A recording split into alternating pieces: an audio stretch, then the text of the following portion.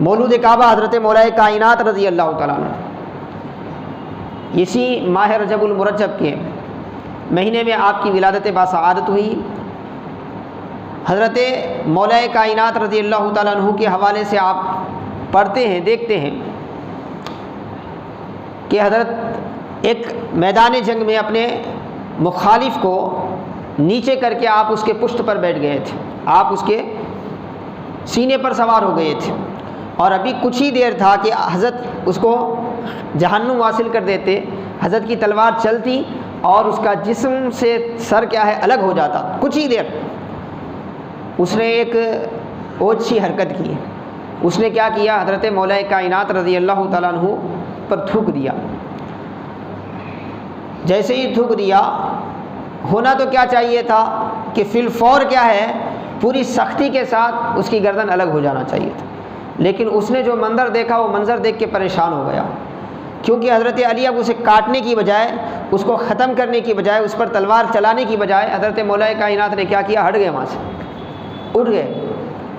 وہ حیران، تھوڑی دیر تک اسے سمجھ نہیں آیا کہ کیا ہو رہا ہے، کیونکہ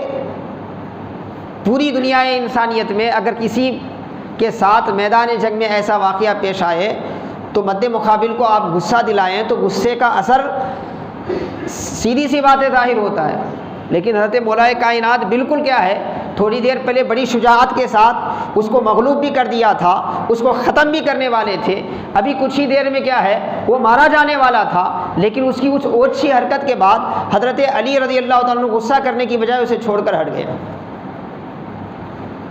پھر دوسرے دشمن کی طرف آپ مشغول ہو گئے، وہ حیرت میں ہے، تلوار بھی اٹھا نہیں رہا ہے، بڑی مشکل سے اس کی آواز نکلی، کپ کپاتی آواز میں اس نے پوچھا کہ علی یہ کیا کر رہے ہو، تم تو مجھے مغلوب کر دیے تھے، میرا قصہ ابھی تھوڑی دیر میں تمام ہونے کو تھا، یہ اچانک تمہیں کیا ہو گیا، کیوں تم مجھے بخش رہے ہو؟ تو حضرت علی رضی اللہ تعالیٰ عنہ نے فرمایا، جس وقت میں تجھ سے لڑ رہا تھا اور جس وقت میں نے تجھے مغلوب کیا، تجھے زمین پر گرایا اور تجھ پر سینے پر سوار ہو کر ابھی میں تجھے ختم ہی کرنے والا تھا، اس وقت تک میرا جو معاملہ تھا وہ اللہ کے لیے تھا، وہ اللہ کے لیے تھا،